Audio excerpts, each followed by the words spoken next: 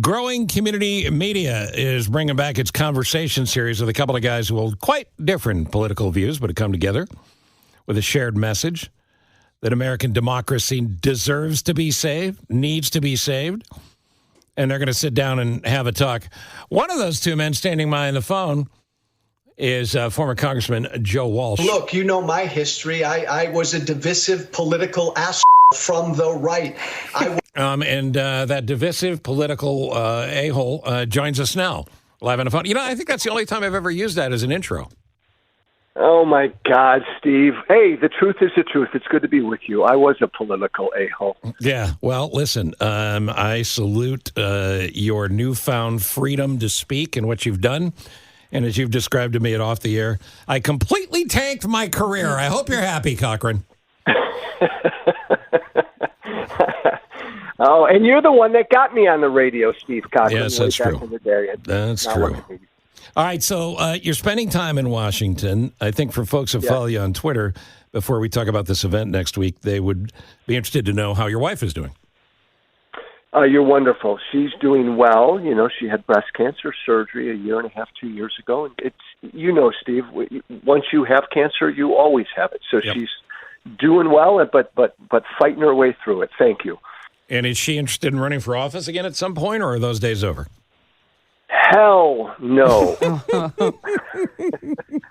God, no. Okay, all right. Stop yelling I at me. want to use stronger language, but I can't. Yeah, I get it. Growing Community Media, it's a nonprofit, and I think those are the Oak Park River Forest and Austin Weekly News and things like that getting together. And these conversation series are going to go on. Tell me about who you're sitting down with. Here's the deal. You know me, Steve. I'm a big gun guy. I've always been a big gun rights guy. Fred Guttenberg, whose daughter was murdered in Parkland, Florida in 2018, gorgeous, young, beautiful woman. He's become a huge gun safety advocate. Back in the day, 3-4 years ago, he and I, Steve, would light into each other like what everybody does on social media and TV.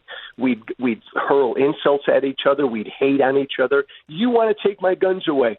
You don't care that my daughter was killed. We did what most of America does, which is why this nation's so freaking divided right now.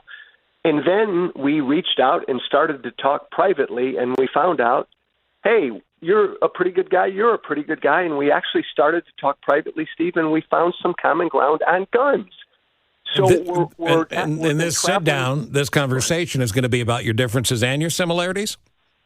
Yeah, we're gonna model what we did, how we did it, the journey we took from, again, where all of America is. We hate the people we disagree with. Mm-hmm. Then we got to know them, and we understand where the other person's coming from. And now Fred and I respectfully disagree all the time, but we do it respectfully.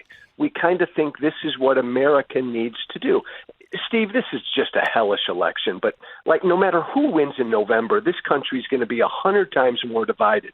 And if we don't get off of this road where we hate the people we disagree with, I really do think our democracy is in trouble. Oh, in a very big way. Andre Darlis is here. Say hi to Joe. Good morning, Joe. You know, we watched, Caitlin Clark and I forget the girl's name from LSU after the big battle the other night. They shook hands. They hugged. Eileen O'Neill Burke and Clayton Harris, both making really kind comments about one another and thanking each other.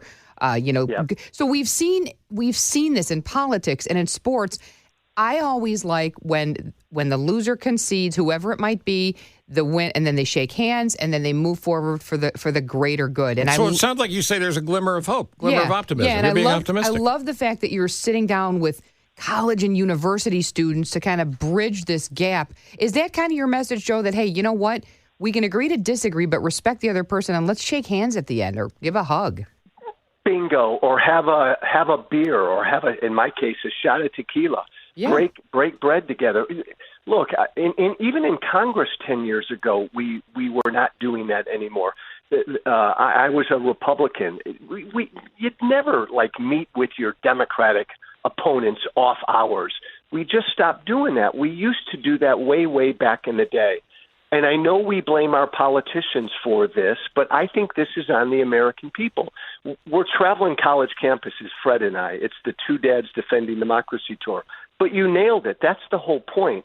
And we're telling young people and everybody, don't be afraid to sit down with people you disagree with. Get to know them. And even if you don't find common ground, I just understand where the other person's coming from. We don't do that. Well, and you know this better than most. We in the media, we sow a discontent and we encourage, not discourage fear. And fear is a negative driver of emotion, always has been. Fox does it. MSNBC does it. And in the end game here is they make everything worse. So I always say, Joe, how do you expect this to end? Let's say you got your way completely. You're on the left or the right. You got your way completely. There's always going to be 50% of the people who disagree with your point of view. Right. That's why this country was developed, so we could build together, not just whining, try to get our way. By the way, Cochran, I'm going to compliment you, and you didn't set me up. I'm just doing this. That's why I so freaking respect and admire what you do. Because you are in that world that I was in, where you got to either be far right or far left and throw red meat at your supporters to get everybody wound up. You're in the middle, and you listen to all sides, and you respect all sides. I think it's amazing and wonderful, the radio you do. But yeah, Steve, I was in that business, and you know me. There were plenty of times on the radio where I went over my skis because we get incentivized to get our listeners pissed off and fired up, and the other side is the enemy. I did way too much of that. After Trump won, I said, this is terrible. We're going down a bad road. We got to stop it. So I still have my beliefs. I'm still a big gun guy, and Fred and I disagree on like 80% of all issues when it comes to guns, but we can do it respectfully. All right, let me ask you a question before we run out of time, and you tell us how to get tickets for this event. Yeah.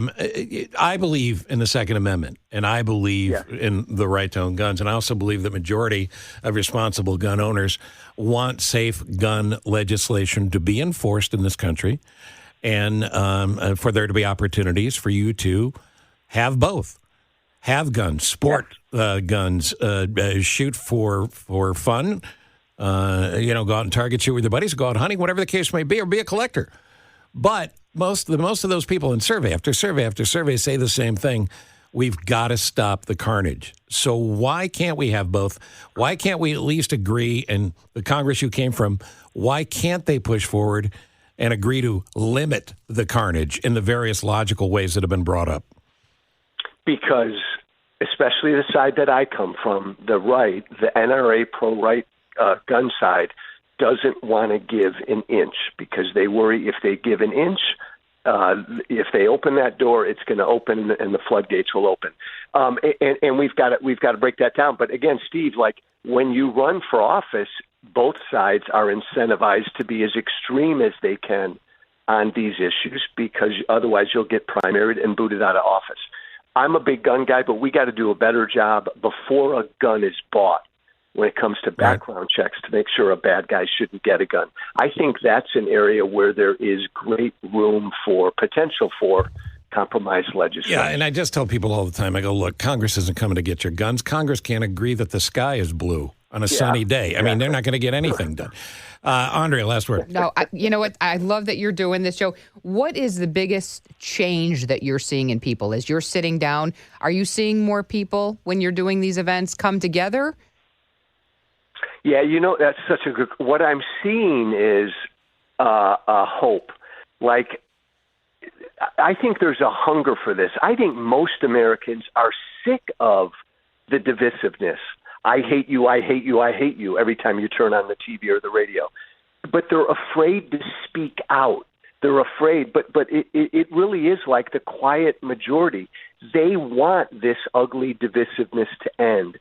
They just don't know how to help it end. Right. And so when they see people like Fred and I out there saying, come on, let's end this, I think more and more people are doing this. It'll help give folks courage to say enough. Two dads respectfully disagreeing, and in the end, maybe showing the rest of us how to do that as well. It's April 9th at 7, Dominican University in River Forest. How do we get tickets?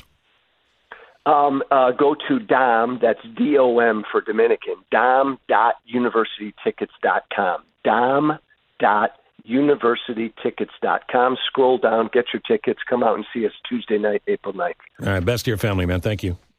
Thanks, guys.